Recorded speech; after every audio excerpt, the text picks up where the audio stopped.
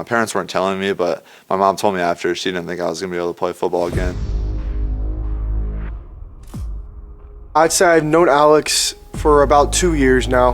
Getting to know him on a personal basis was huge for me.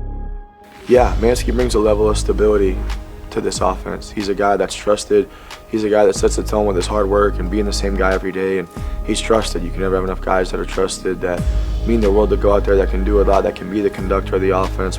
He comes from an incredible family in Algona, Iowa, a young man that was really kind of a heartbeat of his community. That's one of the things that's been really rewarding to watch and be a part of every step of the way. We knew we were getting that football player in our program.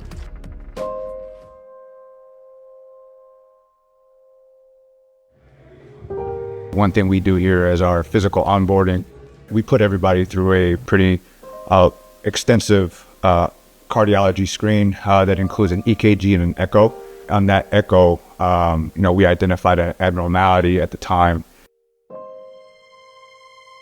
I didn't know anything about anything at all. I hadn't felt anything that would make me think I have something wrong. It was just, we all got echoes, and after that is when I first heard of it. It was just that I had no clue really, and then Joe called me into his office one day, and that's when I figured out. You know, Alex, I went, and he went after me, so I left the building, and later on that day I got a text from Coach Waters, and he told me to come meet with him, and he said that something spiked on Alex's test and about his heart, and which was super shocking. Something that they found here, we were honestly blessed to have that, because then it helped him in the long run. That kind of led to kind of further testing for him. So we ended up doing a cardiac MRI. What they found that I had a dilated aortic root and a dilated ascending aorta. And basically what that is just the blood vessel inside of the aorta that leads up which is dilated, which pretty much means it's enlarged. There's certain thresholds, that are published where they disqualify those athletes from participation. So he was over that threshold at the time of that physical. The conversations after I found out it really started with Joe. He called me into his office right away, and he was the first one to tell me that he'd already talked to the doctor and he'd already told me they had a plan.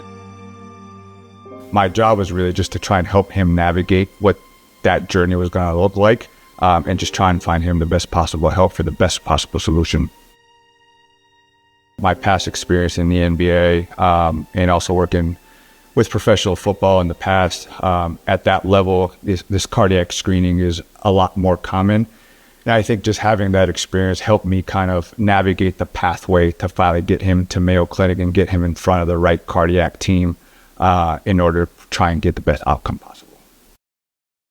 Right away, I didn't really know until then, but once we got there and we did all the testing there, it was pretty clear that if I was going to play football again, that it was going to have to be open heart surgery. When we got this diagnosis, I think the first thing was just, is Alex going to have the opportunity to play football? Yeah, right away, right after surgery, obviously you have to stay in the hospital for a while, so I was in hospital care for about 5 days, I think. It's scary when you have to have those kind of procedures and the what-ifs of it. So I just reached out to him and made a joke, lighthearted, even after the surgery. I'm more of the clown guy around here than most people, and told him, love you, here for you, you're going to be good. So we definitely felt we missed him and had a void there with him, but he did a great job of communicating. We zoomed him in on every single quarterback meeting, so he was on the screen, be able to talk and do that, and he wanted to be a part of that, because that was one thing that he really missed, that he wanted to be a part of the team, and he cares so much about this place now, football, competing. Once we understood the diagnosis of open heart surgery, we all had the opportunity and believe in the whole person approach and really trying to stay with Alex and making sure he still felt a part of this team. And whether it was, zooming him and knowing that we're there for him. The more time he spent here on campus, I felt more comfortable just watching him, the way he moved around, the way he carried himself.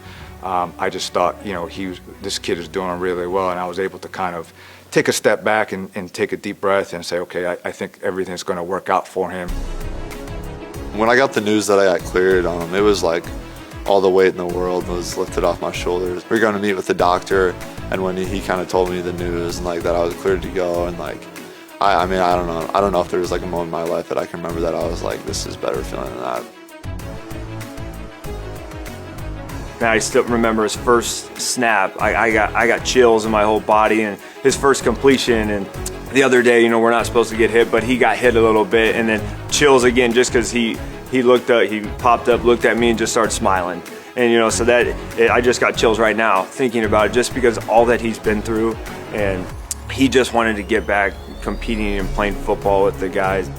The strength that guy has, and the humility that he has, just to continue to go day in and day out with his rehab and continue to stay mentally stable, was really just empowering, and something that hopefully a lot of guys look at.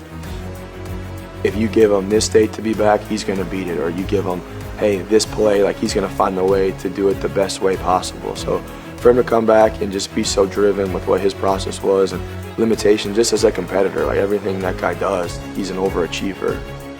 When adversity hits in life, and our sport is awesome because uniquely wins and losses, injuries, setbacks, they're always coming. And I feel like you can have two types of mentality. You can have a victim mentality, or you can have a victor mentality. Watching Alex at this age get this news, have the surgery, then hear and watch his power saying, I will be back.